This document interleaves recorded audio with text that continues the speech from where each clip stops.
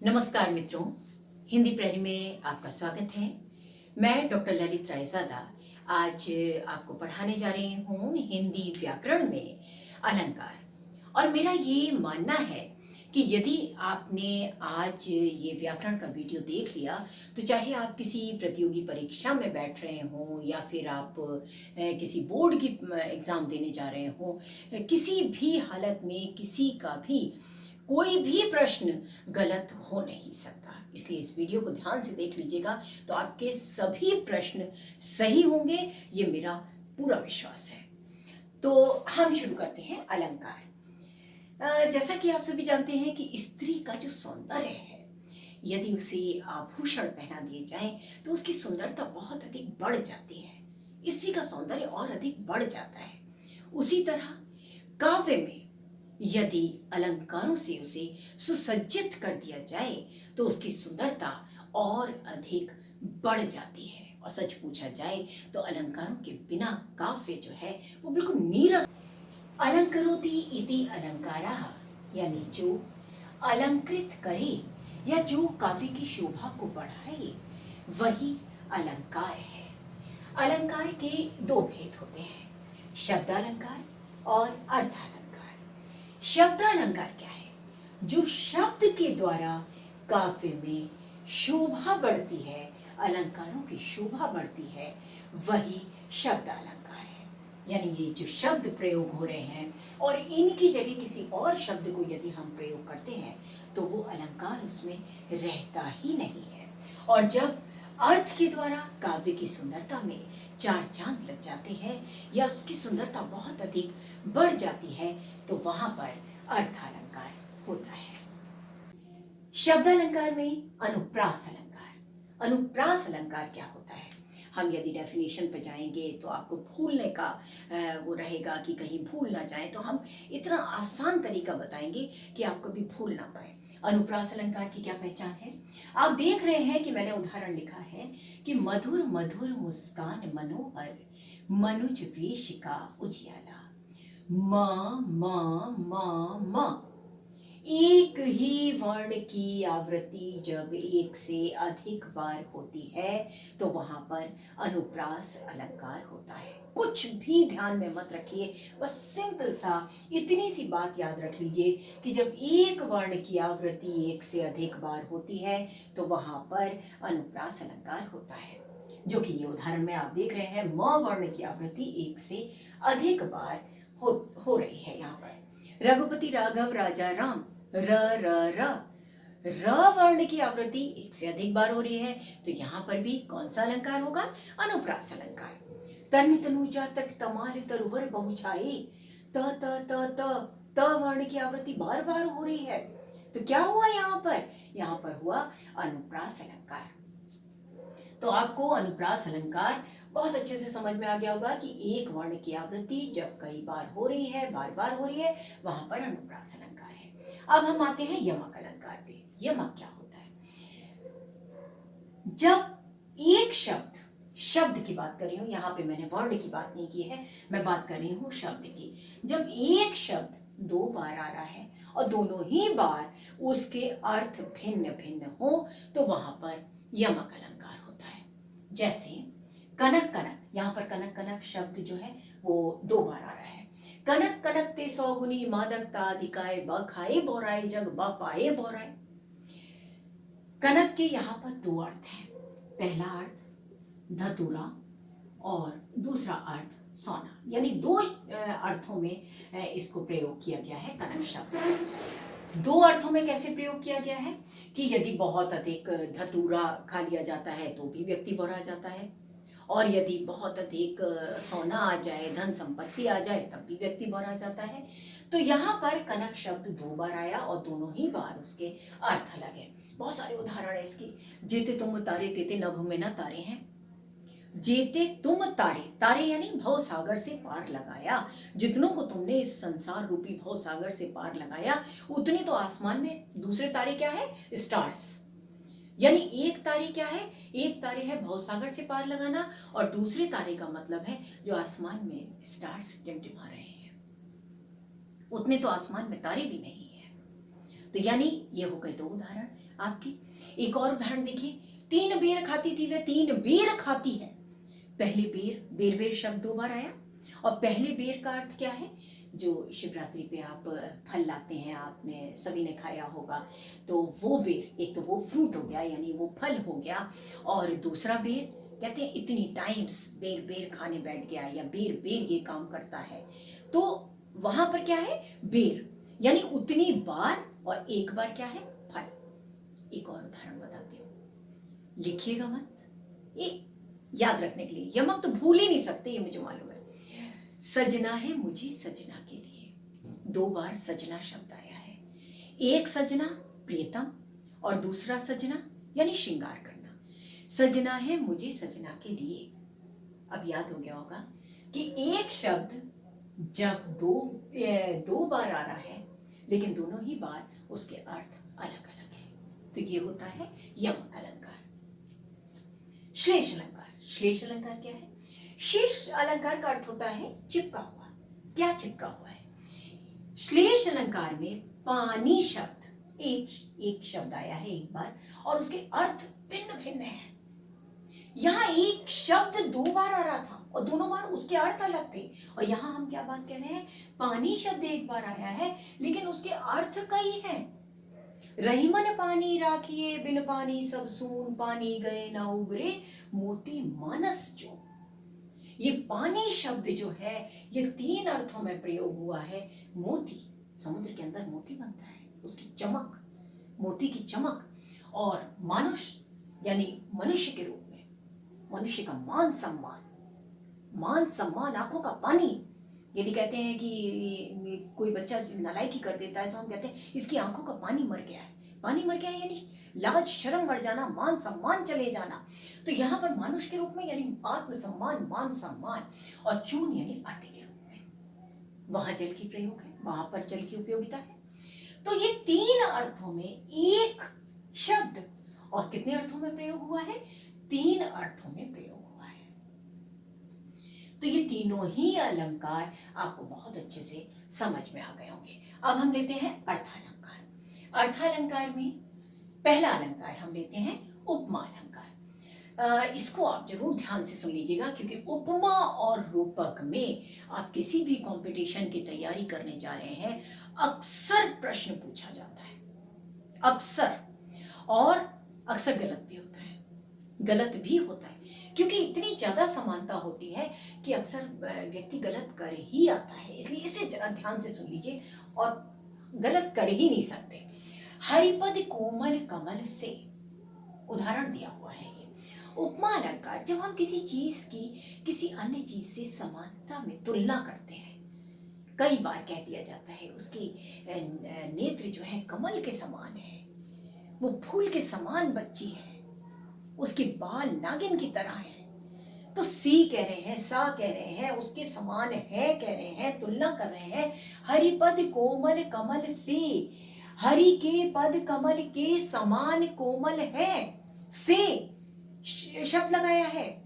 ये नहीं कह रहे कि हरि के पद कमल है, कमल नहीं कह रहे, कमल के समान कोमल है। तो वहां पर क्या है? उपमा अलंकार है। हाय फूल सी कोमल बच्ची, यहां पर भी मैंने आपको बताया, बड़ा सिंपल तरीका है समझने का। सा सी से लगा दिया जाता है तो तुलना हो जाती है वहां पर। तो हाय फूल सी कोमल बच्ची हुई राख की ढेरी सी, यहाँ फूल जैसी कोमल बच्ची है। तो यहाँ पर क्या की जा रहा है? किसी चीज से तुलना की जा रही है, समानता की जा रही है। तो वहां पर क्या है? उपमा अलंकार, तुलना की जा रही है। रूपक, रूपक की क्या विशेषता होती है? रूपक में जिससे तुलना की जा रही है वो उसी का रूप रख लेता है, उसी का रूप रख लेता है। मैया मैं तो चंद्र खिलौना ले हूं, यहां पर क्या है? देखिए दोनों अलंकार समझ में आएंगे आपको। चंद्र खिलौना ले हूं, चंद्र सा खिलौना ले हूं नहीं कह रहा है बच्चा, क्या कह रहे हैं यहां पर? चंद्र खिलौना ले हूं, चंद्रमा ही खिलौना है, चंद्रमा सा खिलौना नहीं, चंद्र खिलौना। तो रूपक अलंकार में क्या है? सासी से नहीं है, उसी का रूप रख लिया। चरण कमल बंधु हरिराई, चरण ही कमल है। यहां पर क्या कह रहे हैं? चरण ही कमल है। चरण जो है कमल के समान नहीं है, चरण कमल के समान नहीं है। कमल से हम कह रहे थे यहां पर, और यहां कह रहे हैं चरण कमल, चरण ही कमल है। एक और उदाहरण है, पायो जी मैंने राम रतन धन पायो। पायो जी मैंने राम रतन धन पायो, राम ही रत्न है, उस धन को प्राप्त किया है मैंने। राम जैसा रत्न नहीं प्राप्त किया है मैंने, राम ही रत्न है। यानी दोनों में अंतर आपको समझ में आ गया होगा कि रूपक में पूरी तरीके से उसका रूप रख लेता है, और उपमा में जब हम उससे तुलना करने लग जाते हैं तब उपमा अलंकार होता है। ये दो उदाहरण याद रखिएगा कि मैया मैं तो चंद्र खिलौना ले हूं, चंद्रमा ही खिलौने के रूप में मांग रहे हैं, और यहाँ हरिपद कोमल कमल से कमल के समान है उसके पद, हरि के पद। उत्प्रेक्षा अलंकार, उत्प्रेक्षा अलंकार में सिंपल सा समझने का तरीका है, मानो जानो मनु जनहु मनहु, इस तरीके के शब्दों का जहां पर भी प्रयोग होता है वहां पर उत्प्रेक्षा अलंकार होता है। कितना आसान तरीका बताया मैंने। उस काल मारे क्रोध के तन कांपने, उसका लगा मानो हवा के जोर से सोता हुआ सागर जगा। मानो, मैंने अभी क्या बताया था, मैंने आपको बताया था कि मानो, मानो, मनु, जनु, मनहु, इस तरीके के शब्दों का जहां प्रयोग होता है वहां पर उत्प्रेक्षा अलंकार होता है। समझ में आ गया? मानवीकरण, मानवीकरण अलंकार क्या है? मानवीकरण के अंदर जब निर्जीव चीज की तुलना किसी सजीव चीज से की जाती है तो वहां पर मानवीकरण अलंकार होता है। मानवीकरण क्या है?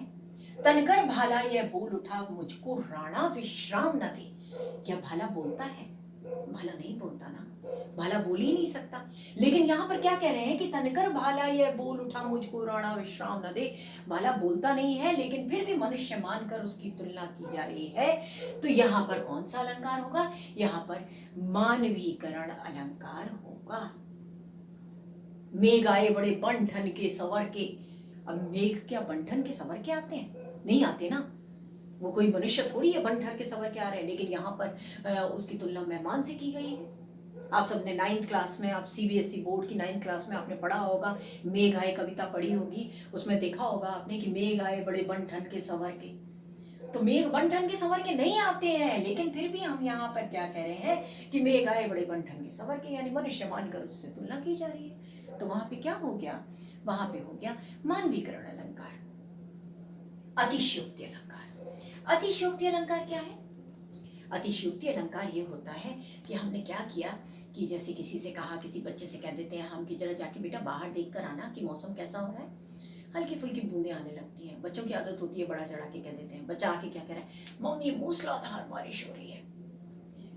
गिर तो रही थी 4 बूंदे, बच्चे ने कह दिया मूसलाधार बारिश हो रही है। तो जब इतनी ज्यादा बात को बढ़ा चढ़ा कर कह दिया तो वहां पर क्या होता है? अतिशयोक्ति अलंकार होता है। हनुमान की पूंछ में लगन न पाई आग, लंका सिगरी जल गई कहीं निशाचर भाग। पूंछ में आग लगने भी नहीं पाई थी और लंका तब तक जल के राख हो गई।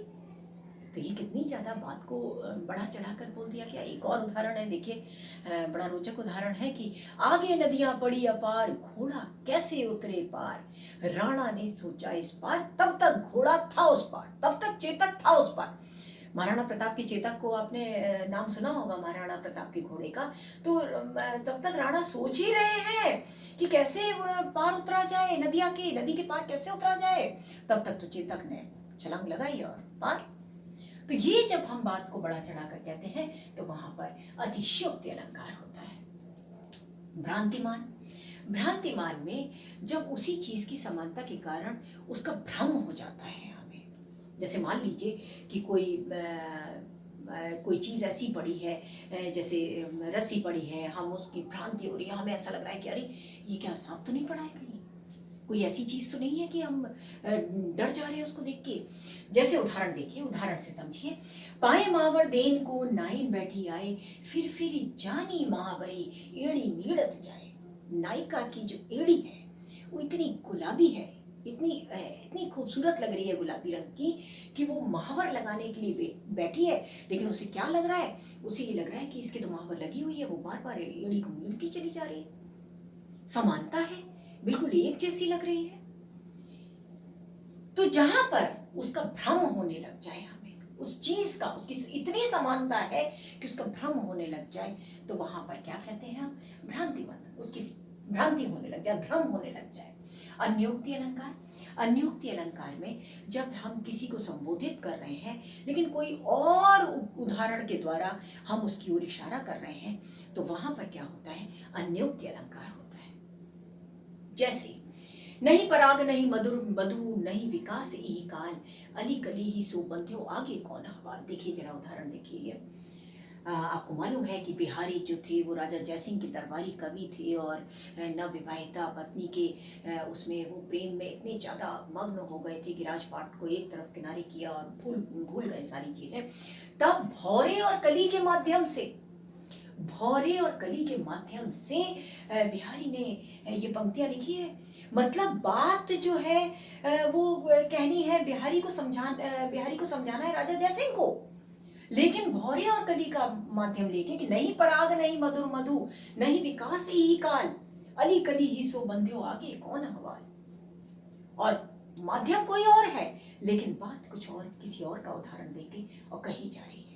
तब वहां पर क्या होता है? अन्योक्ति, अन्य के माध्यम से बात कही जाए और वो व्यक्ति समझ जाए कि हाँ ये बात तो हमारे लिए कही गई है। तो ये कुल अलंकार जो कि ज्यादातर या तो प्रतियोगी परीक्षाएं ले लीजिए या बोर्ड की परीक्षा ले लीजिए, इससे बाहर प्रश्न नहीं आता है। इन हर हालत में इनमें से प्रश्न आते हैं। और अभी हमने और भी, मैं अभी आपको प्रश्न वो वाले दिखाऊंगी जो कि प्रतियोगी परीक्षा में ज़्यादातर पूछे गए हैं, और देखिए आप आसानी से उनको हल कर लेंगे। तो अब मैं लेती हूँ उन प्रश्नों को जो कि प्रतियोगी परीक्षा में या बोर्ड की परीक्षा में पूछे गए हैं।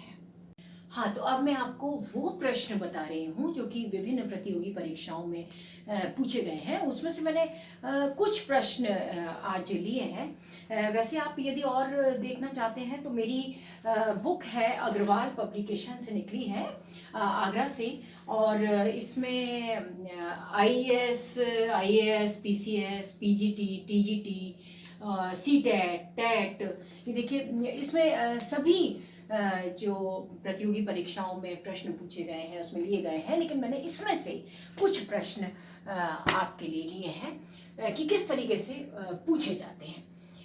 देखिए, के कारण रोवे बाला जनु टूटे मोतिन की माला। अब इसमें कौन सा अलंकार इसके अंदर है?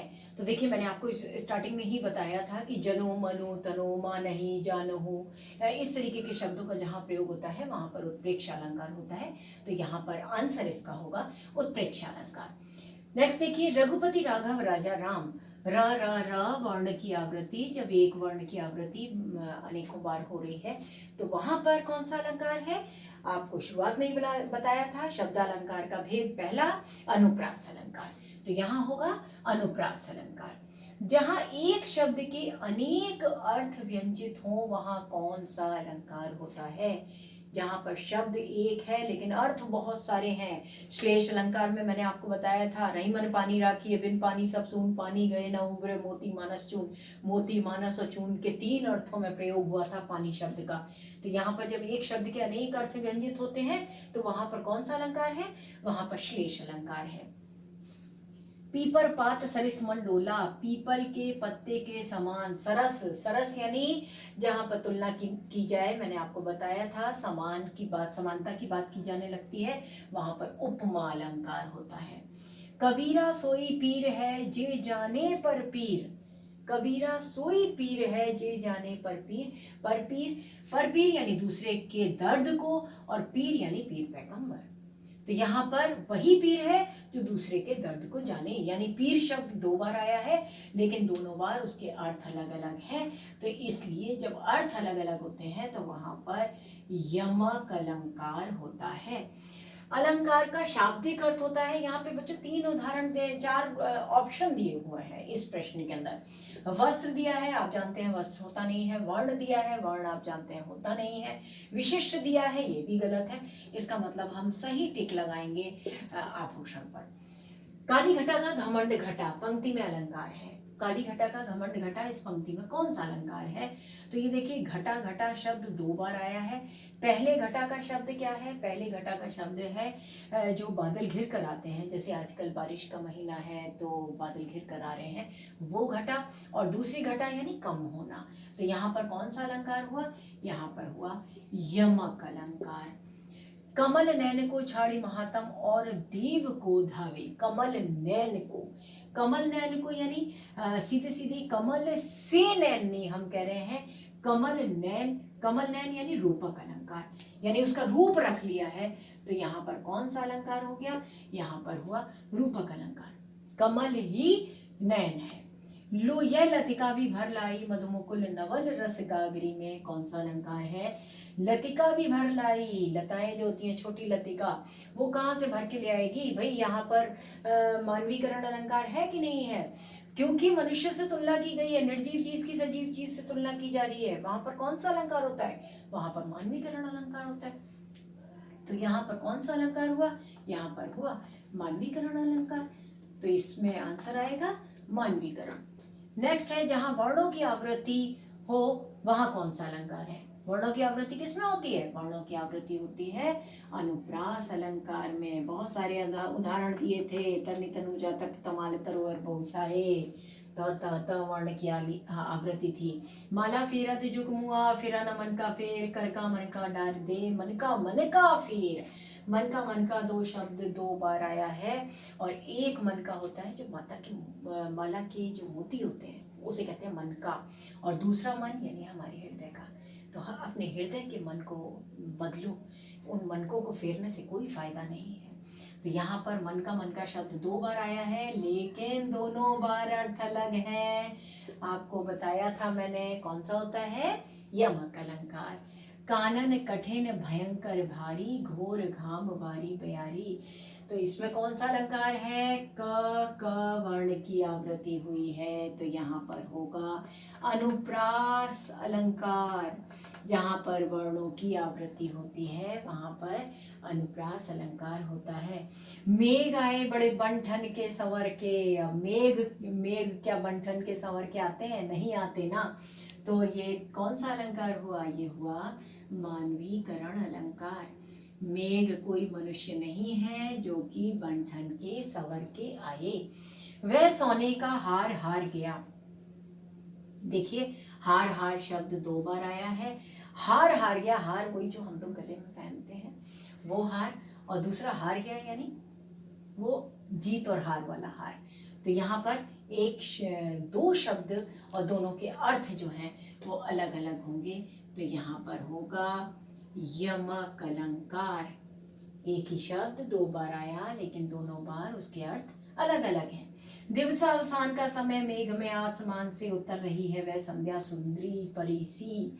देखिए संध्या कोई सुंदरी नहीं है जो कि आसमान से उतर रही है, लेकिन फिर भी कवि जो है वो क्या कह रहे हैं? कवि कह रहे हैं कि संध्या की तुलना किससे की है? एक परी से की है जो कि आसमान से उतर रही है। तो यहाँ पर कौन सा अलंकार हुआ? यहाँ पर हुआ मानवीकरण अलंकार। तो ये मैंने आपको सारे अलंकार आपको कौन कौन से प्रतियोगी परीक्षा में पूछे गए हैं प्रश्न, बहुत सारे हैं। उस बुक को देख लेंगे आप तो आपको पूरे वैसे पता लग ही जाएंगे। मैंने ही लिखी है वो बुक है सामान्य हिंदी के नाम से बुक है। तो यदि आप उसको देख लेंगे तो उसमें सारे प्रतियोगी परीक्षाओं के जो प्रश्न हैं वो दिए गए हैं। उसी में से मैंने एक एग्जाम्पल के तौर पर कि किस तरीके से प्रश्न पूछे जाते हैं। मुझे यकीन है आपको बहुत अच्छे से ये अलंकार, व्याकरण में अलंकार समझ में आ गए होंगे।